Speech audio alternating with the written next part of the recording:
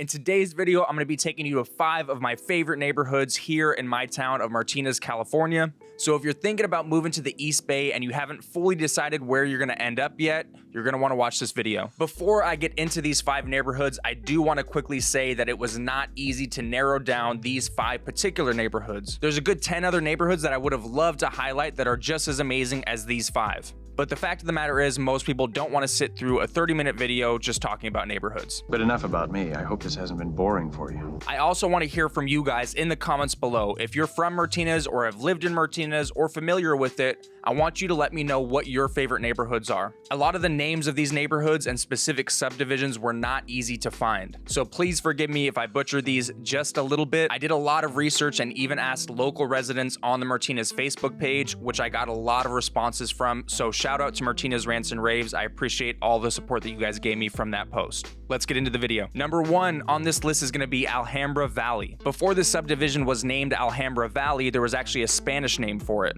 which was Canada del Hambre, which actually means Valley of Hunger. Alhambra Valley history goes back to when John Muir and John Swett resided in the area, and Alhambra Valley Road is also very close to Briones, Orinda Downs in Orinda, Happy Valley in Lafayette, as well as San Pablo Road, which is right near Tilden Park in Berkeley. The homes in this community range from your smaller ranch-style homes all the way to your custom luxury homes. My wife and I always talk about eventually wanting to reside in this area, and you can see why. You have large lots, space from neighbors, really nice nature nearby, but you still get to be very close to Martinez's downtown. The year builds of this neighborhood range from the early 1900s all the way up until now. You're never really gonna find a home under $1 million in this subdivision, even if it needs some work. And the general median price for this area is about $1.2 million. But homes, especially if they're custom built and have really large lots, can go a lot higher than that. On to the next neighborhood, which technically is called Salle Heights. What I like to also call this neighborhood is Lower Pine Street, Downtown Hills. It's a little bit of a mix of everything. This one is actually a special neighborhood for me because my grandma has lived there her whole entire life.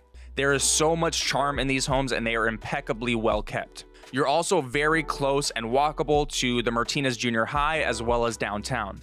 If you're in the area that's more of the downtown hills, you're gonna have some really great views. Most of us know that Martinez is a really small town, and homes in this general area don't come up as frequently as some of the other surrounding subdivisions. A lot of these homes have stayed within families for years, and you can really tell why. It's hard to let these type of homes go because they have so much character. Now, in this area, you're mainly gonna have single-family homes, no condos, no townhomes. The ages of these homes were mainly built in the early 1920s, but there are some newer developments all the way up to the 1980s. You're gonna see square footages range anywhere from 1,000 all the way up to the 3,000 range, and there's been recent sales all the way from the low 700s all the way up to the $1.3, $1.4 million range. But a good median price for this area is gonna be about $800,000 to $850,000.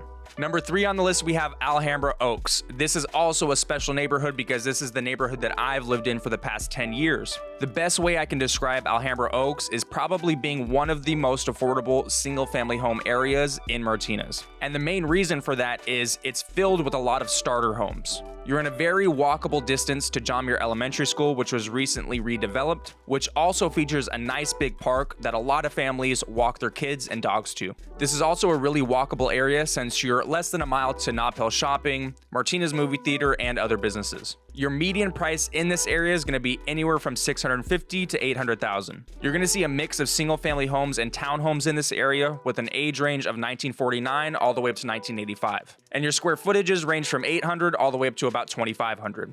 Number 4 is going to be Hidden Lakes. There's a few huge advantages when it comes to being in the Hidden Lakes area. Number 1 is you have access to Pleasant Hill schools.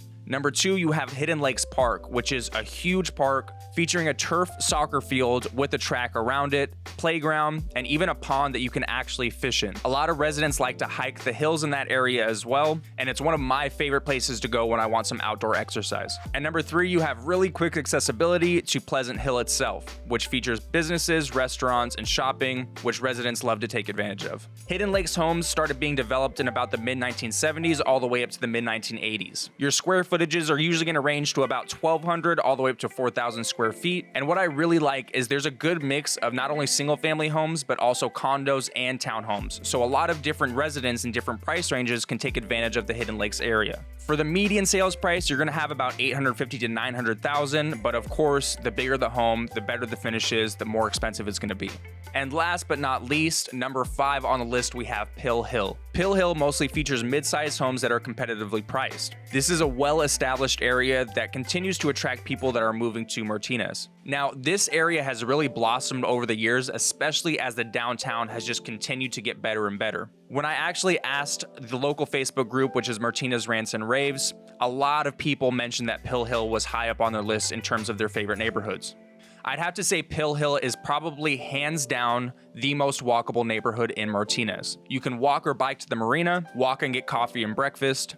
Everything you need and ideally want is right there in the Pill Hill area. You have a really nice breeze in that area from the marina, a lot of historic homes, custom homes, really charming homes, and the type of homes really range from your starter homes all the way up until your duplexes, triplexes, and really nice single family homes. Year builds are going to range from the early 1900s to about 2005, and there's even been some recent newer developments in about the 2010s. Your median price for this area is going to be about $900,000. So that was my 5 favorite neighborhoods of Martinez. Now, once again, there are a lot of neighborhoods that I didn't get to fit into this video. Remember to put in the comments if I'm missing some of those neighborhoods. This could really help somebody that watches this video that's looking to move to Martinez. So stay tuned for some of my other videos, even if there's some other cities that you're looking in. If you want me to go more in depth, let me know in the comments below. We'll see you guys on the next video.